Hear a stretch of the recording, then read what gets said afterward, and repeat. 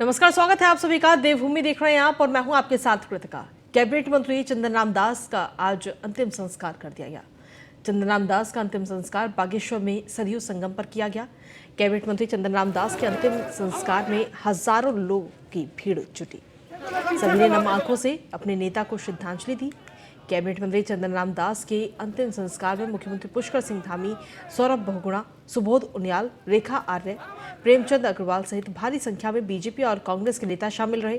वहीं आपको बता दें कि बुधवार को हार्ट अटैक के कारण बागेश्वर जिला अस्पताल में कैबिनेट मंत्री चंदन राम दास का निधन हो गया था, जिसके बाद से ही प्रदेश में शोक की लहर है। कैबिनेट मंत्री चंदन राम दास के निधन की खबर के बाद सीएम पुष्कर सिंह धामी तुरंत ही बागेश्वर के लिए रवाना हो गए थे। सीएम धामी कैबिनेट मंत्री चंदन राम दास की अंतिम यात्रा में भी शामिल हुए। कैबिनेट मंत्री चंदन राम दास की अंतिम यात्रा में पहुंचे पूर्व मुख्यमंत्री भगत कोश्यारी ने उन्हें याद किया। उन्होंने कहा कि चंदन राम दास जैसा कोई नहीं हो सकता। साथ ही उन्होंने कहा कि जब वो कांग्रेस में थे तब से उन्हें जानता हूं। वो 2007 में बीजेपी से जुड़े, उसके बाद उन्होंने कभी पीछे मुड़कर नहीं देखा।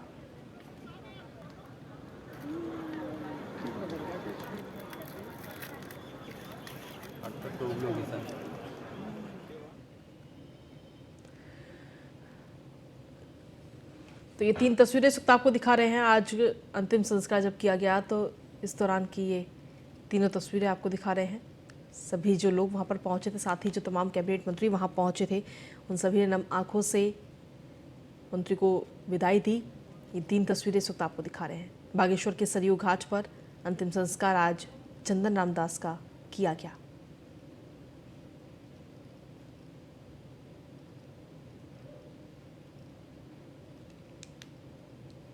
तो चंदन राम दास के अंतिम संस्कार में हजारों की भीड़ उमड़ी। ये तस्वीरें आपको दिखा रहे हैं।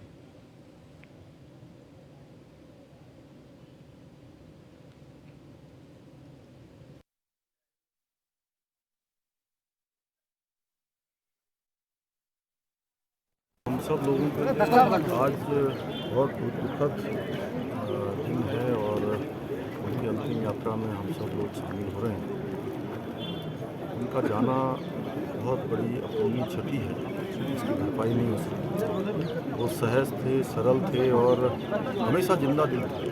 और चाहे शारीरिक रूप से कितना भी कष्ट हुआ उनको, उन्होंने कभी उसको जो है अपने ऊपर हावी नहीं होने दिया। कई बार मैं मुख्यमंत्री के नाते उनको हमेशा कहता था कि आप आराम करिए, आप जो है ज़्यादा भागदौड़ मत करिए,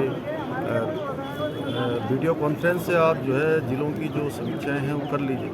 लेकिन उसके बावजूद भी वो पिथौरागढ़ भी गए, बीच में पौड़ी भी गए, अन्य कार्यक्रमों में। और 2 दिन पहले ही हम लोग सब लोग अल्मोड़ा में एकत्रित थे और ऐसा लगता नहीं था कि इतनी जल्दी हमारे बीच से चले जाएंगे।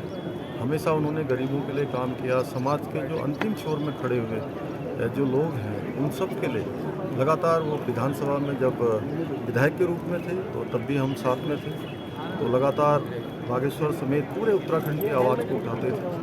अनुसूचित वर्ग की बात उठाते थे, पिछड़ों की बात उठाते थे, गरीबों की, मजदूरों की, और जहाँ तक लोग सोचते नहीं थे उन सब बातों की चर्चा करते थे। और उनका जाना जहाँ राज्य के लिए बहुत बड़ी क्षति है, हमारी पार्टी के लिए भी क्षति है, और व्यक्तिगत रूप से मेरा जो उनके साथ एक बहुत ही स्नेहपूर्ण कई दशकों का जो संबंध था, उसके नाते व्यक्तिगत रूप से भी मुझे बहुत क्षति हुई है, बहुत आघात लगा है। मैं भगवान से प्रार्थना करता हूँ कि भगवान उनको श्री चरणों में स्थान दे और उनके पारिवारिक जनों को, उनके चाहने वालों को आज जो यहाँ पर हजारों हजार की संख्या में बहुत ही बड़ी क्षति है। मैं परिवार के साथ संवेदना प्रकट करता हूँ। चंदन राम दास जी जो आगे साथ में 5 साल विधानसभा में काम करने का मौका मिला, सीखने का मौका मिला। इस बार भी मंत्री ग्रुप में, सहयोगी मंत्री ग्रुप में उनके साथ मैंने काम किया। जो चिंता उनकी उत्तराखंड के लिए रही है, पर्वतीय राज्यों के लिए रही, पर्वतीय हमारे क्षेत्रों के लिए रही, पलायन के लिए रही, रोजगार के लिए रही, मुझे लगता है बहुत बड़ी क्षति है हमारे उत्तराखंड के लिए कि ऐसा नेता जो ज़मीन से जुड़ा हुआ था, जो पब्लिक आप देख सकते हैं कितना प्यार से लगा, कितनी भीड़ यहाँ उमड़ के आई है। मैं लगता है प्रार्थना करता हूँ श्री चरणों में जगह दे। कहने के लिए तो वैसे कोई शब्द ही नहीं है। बहुत ही अपने आप में एक अचंभित करने वाली घटना है। हम लोग 25 तारीख को एक ही मंच पे एक ही साथ थे। हमारे मध्य में बड़ा अच्छा संवाद भी हुआ। उनके स्वास्थ्य के बारे में मैंने जानकारी भी ली। उनकी आवाज़ की खनक और उनकी चेहरे की चमक से कहीं नहीं लग रहा था कि अगले दिन हम ऐसी कोई खबर भी सुनेंगे। सुनकर पूरा प्रदेश जो है स्तब्ध है, भरोसा ही नहीं कर पा रहा है कि हमें ये दुखद समाचार जो है प्राप्त होगा। चंद्रराम दास जी कई बार के विधायक, बहुत ही वरिष्ठ जनों में, और पार्टी ने उनकी इसी सेवा को देखते हुए उनको कैबिनेट मिनिस्टर भी बनाया, सम्मान भी दिया, लेकिन स्वास्थ्य शायद उनका साथ नहीं दे पाया, या ईश्वर की ऐसी मर्जी रही होगी, नियति को शायद ऐसे ही मंजूर रहा होगा। देखने योग्य बात यह भी है कि वो जिला योजना पिथौरागढ़ की बैठक करके अल्मोड़ा के कार्यक्रम में प्रतिभाग करते हुए बागेश्वर में उन्होंने मुझसे कहा कि मैं 2 दिन बहन जी वहाँ पर रुकूंगा, अपने कार्यकर्ताओं से संवाद करूंगा और बागनाथ के मंदिर का दर्शन करूंगा। अपनी इस कर्मस्थली में ही उनका अंतिम क्षणों की जो सांसें हैं उन्होंने यहीं पर ली, और माँ सरयू के श्री चरणों में आज उन्होंने अपने जीवन को समाप्त किया। निश्चित रूप से बहुत सरल व्यक्तित्व के धनी और बहुत ही विजनकारी हमारे चंद्रराम दास जी रहे, और ईश्वर से मैं यही प्रार्थना करती हूँ कि इस दुख की घड़ी में उनके परिजनों को इस दुख से लड़ने की जो है शक्ति दे। हम सब लोगों के लिए आज बहुत दुखद दिन है और उनकी अंतिम जानकारी देने के लिए हमारे साथ में विशेष संवाददाता सुदीप जैन इस वक्त जुड़ गए हैं। सुदीप, देखा जाए तो आज कैबिनेट मंत्री चंद्रराम दास के निधन के बाद में राज्य में शोक की लहर भी है, और जो उनके साथी थे, जो बाकी कैबिनेट मंत्री थे, उनमें एक आंसू भी है जो ये दर्द झलका रहा है कि उनके जाने से कितना दुख है इस वक्त सभी को। बहुत शांत व्यवहार के, बहुत आम जन के साथ खड़े होने वाले और हर आम व्यक्ति की तरह कैबिनेट मंत्री होते हुए भी बातचीत करने वाले कैबिनेट रामदास कल परलोक से धार गए हैं, और आज अंतिम संस्कार में जिस प्रकार से सरयू घाट पर हजारों की संख्या में, लाखों की संख्या में लोग आए, ये उनके नेचर को बताता है, ये उनके व्यवहार को बताता है। मुख्यमंत्री पुष्कर सिंह धामी को हम सुन रहे थे, वो खुद ये बात कहने को मजबूर हो गए कि उनकी तबीयत ठीक नहीं थी, और हम लोग लगातार उनसे अनुरोध करते थे कि जितना हो सके आप वीसी के जरिए ऑनलाइन माध्यम से आप अपनी बात कर लीजिए, लोगों से मिल लीजिए। परंतु वो इतने मेहनती थे, इतनी तबीयत खराब होने के बावजूद भी जनता के बीच रहना, अधिकारियों के बीच रहना, अपने विभागों के कामकाज को और बेहतर करना, ये उनकी प्राथमिकता थी। और एकाएक जब 25 तारीख को जब सब साथ थे हेमवती नंदन बहुगुणा जी के लिए आयोजित एक कार्यक्रम में अल्मोड़ा में, और ठीक अगले दिन दोपहर में ऐसी खबर आना, ये और भी चौंकाने वाला है। जैसा कि हमने भी रेखा को भी सुना, जो कह रही कि ऐसा लग रहा है कि ये विश्वास ही नहीं हो रहा है उनको देख के कि ऐसा भी हो सकता है। आज चंद्रराम दास नहीं है, और राज्य सरकार के सामने निश्चित तौर पर इस समय कठिन चुनौती है कि उनके कैबिनेट का एक साथी चला गया। ये भी कुछ नियति का ही ऐसा प्ररूप है कि कुमाऊं से ही एक और बड़े नेता का असमय निधन हुआ है, और अब राज्य सरकार इस प्रयास में है। शासन में तैयारी ये भी चल रही है कि जो चंद्रराम दास के विभाग थे वो मुख्यमंत्री को डाइवर्ट हो जाएंगे। व्यवस्था यही है कि जो मंत्री नहीं होता है उसके विभाग मुख्यमंत्री देखते हैं। तो निश्चित तौर पे जो बहुत बड़ी संख्या में लोग उमड़े, ये चंद्रराम दास जी का व्यवहार था, वो बहुत मिलनसार, बहुत मृदुभाषी और बहुत सदा सही थे, और सबको एक साथ लेकर चलना उनकी नीयत था, उनका व्यवहार था। कैबिनेट मंत्री होने के बावजूद भी कहीं भी खड़े हो जाना, किसी से भी बात करना, दिखावे आडंबर से दूर रहना। और भगत दा उन्हें कभी पार्टी में लाए थे, निर्दल वो चेयरमैन बने थे, और आज भगत दा भी इस अंतिम संस्कार में मौजूद थे। तो ये कद भी बताता है चंद्रराम दास का कि वो कितने बड़े नेता थे कुमाऊं के। बिल्कुल, बड़े नेता के साथ साथ जमीन से जुड़े रहना भी एक बड़ी बात होती है। कैबिनेट मंत्री थे, लेकिन उसके बावजूद भी लोगों के बीच में रहना, तबीयत ठीक नहीं है उसके बाद में भी लोगों के बीच में जाना, उनकी समस्याओं को सुनना, समस्याओं का निवारण करना, ये काम करते रहे। और शायद यही वजह है कि जब उनका अंतिम समय आया तो वो लोगों के बीच ही थे। जी, ये भी एक बहुत महत्वपूर्ण बात है कि बागेश्वर में ही उनका निधन होना, और घर के पास ही अस्पताल का होना, और जहां पैदा हुए, जहां खेले बड़े, उसी घाट पर जाकर उनका अंतिम संस्कार होना। लोग ये भी बताते हैं कि 2-3 दिन बाद उनका एक बड़ा कार्यक्रम भी प्रस्तावित हो रहा था भ्रमण का, 4 धाम यात्रा के मद्देनजर, परंतु किन्हीं वजहों से वो होल्ड हुआ था, क्योंकि ये अल्मोड़ा में बड़े कार्यक्रम में सभी को रहना था, और शायद नियत को यही मंजूर था कि वो शायद इस व्यवस्था को नहीं देख पाएंगे।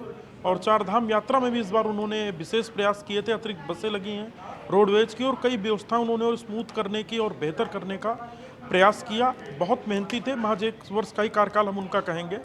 और अब वो शायद हम सबके बीच नहीं हैं, और परंतु उनका काम, उनका व्यवहार, उनकी अंतिम संस्कार में जुटे लोगों की संख्या ये बताती है कि वो कितने लोगों के साथ मिलनसार व्यवहार के थे, और आज भी लोग उन्हें याद कर रहे हैं।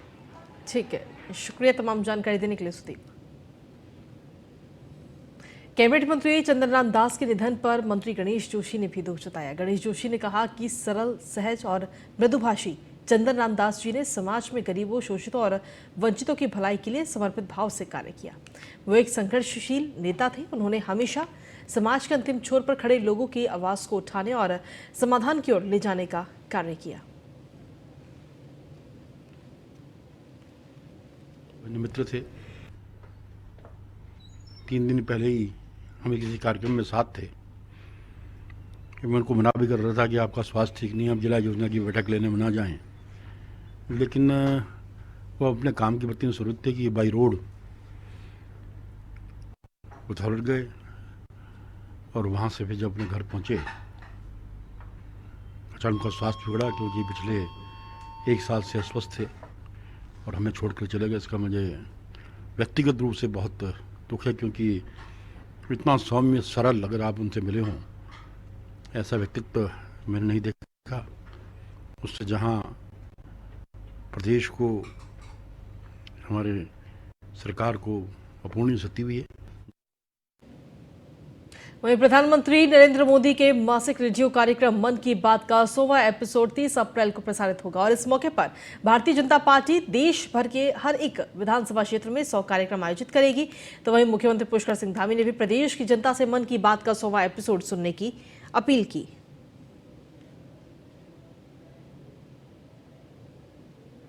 जैसा कि हम सबको विदित है कि माननीय प्रधानमंत्री श्री नरेंद्र मोदी जी आगामी 30 अप्रैल को मन की बात की 100वीं कड़ी के माध्यम से देशवासियों को संबोधित कर अपने विचारों को साझा करेंगे। प्रधानमंत्री जी के मन की बात कार्यक्रम के 99 अंक विभिन्न आयामों को समेटते हुए हमारे लिए शिक्षा, जागरूकता, पर्यावरण संरक्षण, महिला सशक्तिकरण के साथ साथ राष्ट्र के समग्र विकास सहित कई संदेशों से ओतप्रोत रहे हैं। इस कार्यक्रम में माननीय प्रधानमंत्री श्री नरेंद्र मोदी जी ने जमीनी स्तर पर मानव सेवा में जुटे अनेकों विभूतियों के विशिष्ट कार्यों को सराहा और उन्हें नई पहचान भी दी। माननीय प्रधानमंत्री जी का उत्तराखंड से विशेष लगाव रहा है और समय समय पर उन्होंने उत्तराखंड के संदर्भ में युग परिवर्तनकारी मन की बात कार्यक्रम में उत्तराखंड में हो रहे जन कल्याणकारी कार्यों को भी सराहा है। चाहे पानी के घटते जल स्रोतों को पुनर्जीवित किए जा रहे प्रयोगों के बारे में हो, मशरूम के बारे में, उद्यमों की बात हो, पर्यावरणीय सरोकारों की चिंता की बात हो, या उत्तराखंड के सांस्कृतिक विरासत और सामाजिक उत्थान के लिए प्रदेश के लोगों द्वारा किए गए उत्कृष्ट कार्यों का उल्लेख हो। एक प्रकार से माननीय प्रधानमंत्री जी ने एक समग्र दृष्टि से अपनी सभी कार्यक्रमों में पूरे विश्व को समाहित किया है और केंद्र में इस राष्ट्र को उच्चता, भव्यता के शीर्ष में आरूढ़ करने के प्रयासों को गति देने का कार्य भी किया है। मेरा आप सभी से निवेदन है कि आप आगामी 30 अप्रैल को मन की बात कार्यक्रम की 100वीं कड़ी में माननीय प्रधानमंत्री श्री नरेंद्र मोदी जी के उत्तम विचारों को सुनें और लोगों को भी कार्यक्रम में सुनने के लिए प्रेरित करें। धन्यवाद।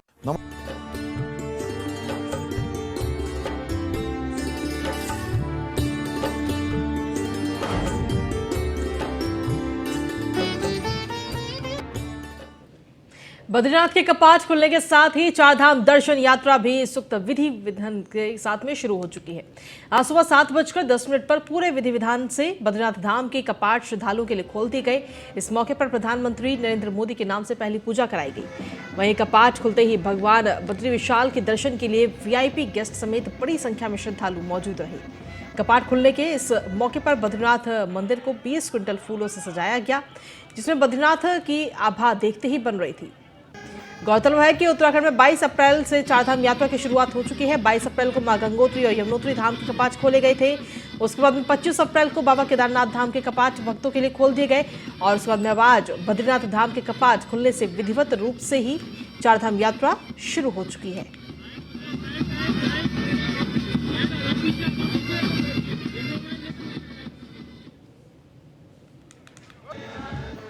तो तो ये 4 तस्वीरें आपको दिखा रहे हैं विधि विधान के साथ। आज बद्रीनाथ धाम के कपाट खोले गए और उससे पहले यमुनोत्री और गंगोत्री धाम के कपाट खोले गए थे। तो ये 4 तस्वीरें आपको दिखा रहे हैं। मंदिरों में भक्तों का तांता इस दौरान लगा क्योंकि काफ़ी संख्या में श्रद्धालु दर्शन करने के लिए पहुंचे थे। बद्री विशाल के करीब 20 क्विंटल फूलों से पूरे बद्री विशाल को सजाया गया। ये तस्वीरें भी आपको दिखा रहे हैं। और लोगों ने, सेना के जो बैंड था उसने धुन भी बजाई इस शुभ मौके पर। साथ ही जो आज पहली पूजा आराधना की गई वो प्रधानमंत्री नरेंद्र मोदी के नाम की आज पहली पूजा आराधना की गई। उससे पहले आपको बता दें कि गंगोत्री और यमुनोत्री धाम के कपाट इससे पहले खोले गए थे और परसों 25 तारीख को केदारनाथ धाम के कपाट भी भक्तों के लिए खोल दिए गए और उसके बाद में आज बद्रीनाथ धाम के कपाट खोले गए, जिसके बाद में विधिवत रूप से अब 4 धाम यात्रा शुरू हो चुकी है। तो काफ़ी संख्या में श्रद्धालु जो हैं वो 4 धाम यात्रा के लिए इस बार पहुंच रहे हैं। तो बद्रीनाथ धाम की कुछ रोचक बातें वो आपको बता दें कि 4 धामों में से एक धाम है बद्रीनाथ धाम। उत्तराखंड के चमोली जिले में बद्रीनाथ धाम स्थित है। वहाँ पर क्या कुछ खास है वो आपको बता दें। जो रोचक बात है, आदि गुरु शंकराचार्य ने स्थापना यहाँ पर की थी। अधिक जानकारी के साथ विशेष संवाददाता सुदीप जैन हमारे साथ जुड़े हुए हैं। सुदीप, बद्री विशाल के भी दर्शन अब कहीं ना कहीं कपाट खोल दिए गए हैं, जिसके बाद दर्शन काफी संख्या में लोग वहां पर पहुंचे दर्शन करने के लिए। तो ऐसे में क्या उम्मीदें हैं इस बार प्रशासन को कि कितने लोग बद्री विशाल के दर्शन करने के लिए वहां पहुंचेंगे? जी देखिए, आज भगवान बद्री विशाल के कपाट खुलने के साथ ही 4 धाम यात्रा विधिवत रूप से शुरू हो गई है। आज सुबह 7:10 पर जब कपाट खुले तो करीब 21,000 श्रद्धालुओं ने दर्शन किए हैं। अभी तक 4 धाम यात्रा में 19,35,000 श्रद्धालुओं का रजिस्ट्रेशन हो चुका है और करीब 53,000 श्रद्धालु चारों धाम में अब तक पहुंच चुके हैं जी। तो ये संख्या सीधे तौर पर बता रही है, यदि अभी तक पंजीकरण अभी अप्रैल ही शुरू हुआ है, 22 अप्रैल को यात्रा हुई और अभी से पंजीकरण 20 लाख पहुंच रहा है, तो सीधे तौर पर बताता है कि इस बार का आंकड़ा 50 लाख के पार हो सकता है। अभी 6 माह की यात्रा बाकी है। श्रद्धालुओं में उत्साह है और आज से 4 धाम यात्रा विधि विधान के साथ सभी चारों धाम के कपाट खुलने के साथ ही पूर्ण 4 धाम यात्रा की शुरुआत हो गई है और बाबा बद्री विशाल भी आज से बैकुंठ धाम में आकर श्रद्धालुओं के दर्शनों के लिए मौजूद हो गए हैं, उपस्थित हो गए हैं और श्रद्धालु बहुत बड़ी संख्या में दर्शन कर रहे हैं। सुबह ठीक कपाट खुलने के वक्त ही मौसम बदला, बूंदाबांदी के साथ ही बर्फबारी का जो नज़ारा था और बर्फबारी के बीच जो कपाट खुले वो अलौकिक, वो दिव्य दृश्य था और जो लोग इस पल के गवाह बने वो इस पल को, इस मौके को कभी भुला नहीं पाएंगे, जो नज़ारा बाबा बद्रीनाथ के दरबार में, जो उनके धाम में दिखा। लेकिन अगर देखा जाए तो हर बार के रिकॉर्ड इस बार कहीं ना कहीं टूटने जा रहे हैं। इतनी संख्या में श्रद्धालु वहां पर पहुंच रहे हैं, आखिर इसके पीछे अहम वजह आप क्या मानते हैं? क्या सरकार की तरफ से जो योजनाएं हैं, जो सुख सुविधाएं हैं, जो पर्यटकों का ध्यान रखा जा रहा है, जो सुविधाएं पर्यटकों को दी जा रही है, किसी प्रकार की कोई समस्या उनको ना हो, क्या इस वजह से संख्या में लगातार बढ़ोतरी हो रही है? जी देखिए, कई इसके पीछे अहम वजह हैं। एक तो दिल्ली से जो एक्सप्रेसवे बनकर आए उत्तराखंड तक और पहाड़ों में जो 4 धाम एक्सप्रेसवे का काम हुआ, सड़कें बेहतर हुई, एक प्रमुख और बड़ी वजह यह है। दूसरा, राज्य सरकार ने जिस प्रकार से श्रद्धालुओं को ये मैसेज देने में राज्य सरकार, मुख्यमंत्री पुष्कर सिंह धामी सक्षम साबित हुए कि जो भी यात्री उत्तराखंड आएगा उसको दर्शन 4 धाम के वो कराएंगे। दूसरा, श्रद्धालुओं की सुख सुविधा और स्वास्थ्य का भी राज्य सरकार ने पूरा ख्याल रखा है। प्लान ये भी है कि बहुत बड़ा इंतजाम लगता है तो भोजन और बच्चों के दूध की भी व्यवस्था राज्य सरकार कराएगी। तो इस प्रकार का जब पॉजिटिव संदेश आता है, थोड़ा युवाओं में उत्साह भी है जो टीवी इंटरनेट पर देखते हैं। हालांकि उन्हें थोड़ा सलाह भी लेनी चाहिए एक्सपर्ट डॉक्टर्स की और थोड़ा वहाँ के मौसम का हाल भी जानना चाहिए, उसके बाद आगे बढ़ना चाहिए, क्योंकि आप सामान्य फिट की हाइट से 11,000 12,000 पर जाते हैं, परंतु राज्य सरकार के और केंद्र सरकार के जो प्रयास हैं ये भी एक बहुत बड़ी वजह है जो बड़ी संख्या में श्रद्धालु 4 धाम यात्रा मार्ग का रुख कर रहे हैं। ठीक है, बहुत बहुत शुक्रिया सुदीप तमाम जानकारी और अपडेट्स देने के लिए। इसी के साथ चलिए खबरों में आगे बढ़ेंगे। उत्तराखंड में 4 धाम यात्रा शुरू हो चुकी है और बड़ी संख्या में श्रद्धालु उत्तराखंड आ रहे हैं।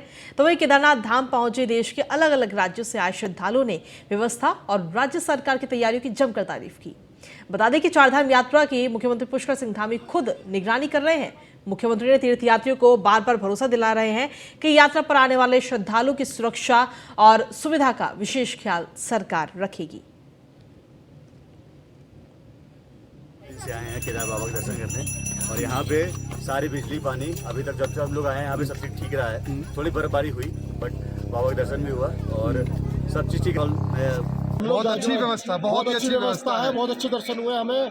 हमने सुबह चढ़ाई चालू कर दी परसों, कल सुबह 6 बजे और हम यहाँ पे शाम को 7 बजे आके लगे हैं। बहुत लोगों ने कोऑपरेट करा, बहुत अच्छा। आने के बाद हमारी सारी थकान उतर गई। काफ़ी अच्छा लगा, सरकार ने काफ़ी अच्छा कर दिया, रास्ता खोल दिया और आगे भी श्रद्धालुओं को दर्शन बहुत अच्छे हो रहे हैं।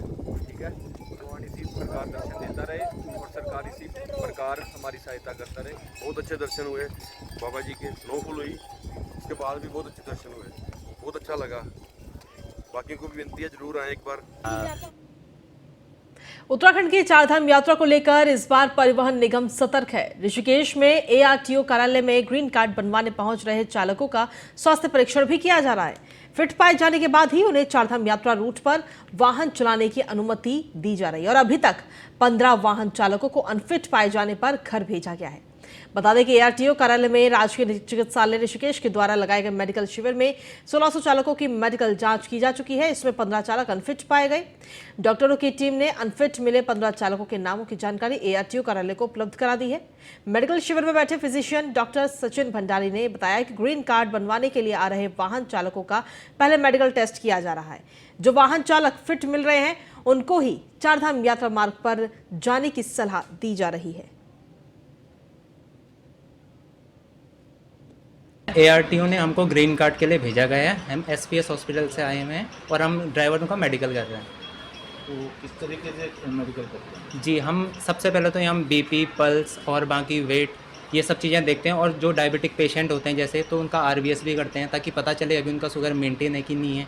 और हम कोशिश करते हैं कि अगर छोटी मोटी प्रॉब्लम है जैसे हाइपर टेंशन हो, ये हो, तो दवाई हम साथ में लेके चलते हैं, उनको दवाई दे देते हैं और जो मेडिकेशन में होते हैं उसमें मेंशन कर देते हैं कि मेडिकेशन में है। एआरटीओ ने मेनली हम उसका टायर चेक करते हैं, टायर की कंडीशन कैसी है, लाइटें कैसी हैं उसकी, ब्रेक देखते हैं कि ब्रेक सही है कि नहीं है। फिर उसके बाद हम लोग इसके बाकी बॉडी कंडीशन देखते हैं कैसी है, ओवरऑल सीटिंग कैपेसिटी देखते हैं गाड़ियों में कितनी है, कितने में पास है। और इसके बाद हम इसकी वो क्या नाम है उसका सामान जैसे first aid box, fire cylinder, dustbin bag, ये सब गाड़ी में होना चाहिए। और इसमें कोई विशेष चेक और विशेष ऐसा कुछ चेक नहीं है, बॉडी कंडीशन सही होनी है, सीटिंग कैपेसिटी जो लिखी है वो उतनी होनी चाहिए, ओवरलोडिंग ना हो। ग्रीन टैक्स के लिए या ग्रीन यात्रा के लिए, ग्रीन कार्ड के लिए मेनली हम इसका। ऋषिकेश में देहरादून हरिद्वार हाईवे पर बाइक सवार दंपत्ति और उनकी 12 साल की भतीजी सड़क हादसे का शिकार हो गई। इस हादसे में तीनों की मौत हो गई। पुलिस के मुताबिक हरिद्वार का रहने वाला शाहबान बाइक से अपनी पत्नी आसमा और भतीजी मिसबा के साथ ऋषिकेश से हरिद्वार की तरफ जा रहा था। तभी बीच रास्ते में मोतीचूर के जंगल में फ्लाईओवर पर चढ़ने से पहले ही शाहबान का बाइक से नियंत्रण खो गया और उसकी बाइक बेकाबू होकर सड़क पर गिरी तो पीछे से आ रहे उत्तराखंड परिवहन निगम की बस ने तीनों को कुचल दिया। तो यह हादसा इस वक्त सामने आया। रोडवेज बस ने बाइक सवारों को रौंद दिया और इस हादसे में 12 साल की बच्ची समेत दंपत्ति की मौत हो गई है। रोडवेज बस ने इन बाइक सवारों को रौंदा है। आपको बता दें कि ये सभी लोग जा रहे थे लेकिन इसी बीच बाइक से नियंत्रण खो दिया युवक ने, जिसके बाद ये बाइक गिर गई और पीछे से आ रही बस का शिकार ये लोग हो गए।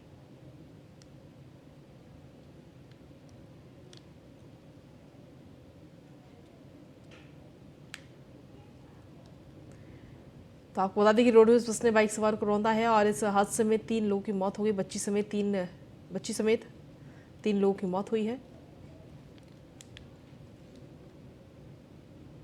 और चलिए खबरों में आगे बढ़ेंगे, बात करेंगे अब मसूरी की, जहां पर माल रोड में हुए हादसे के बाद अब डंपर चालक की मौत हो गई है, जिसके बाद मसूरी और आसपास के क्षेत्रों में लोगों में भारी आक्रोश देखा जा रहा है। मसूरी में डंपर चालक का उपजिला चिकित्सालय में पोस्टमार्टम होने के बाद ग्रामीणों ने चालक का अंतिम संस्कार करने से ही मना कर दिया। ग्रामीणों का कहना है कि अधिकारियों की लापरवाही के कारण माल रोड धंसी है, इस कारण डंपर चालक की मौत हुई है।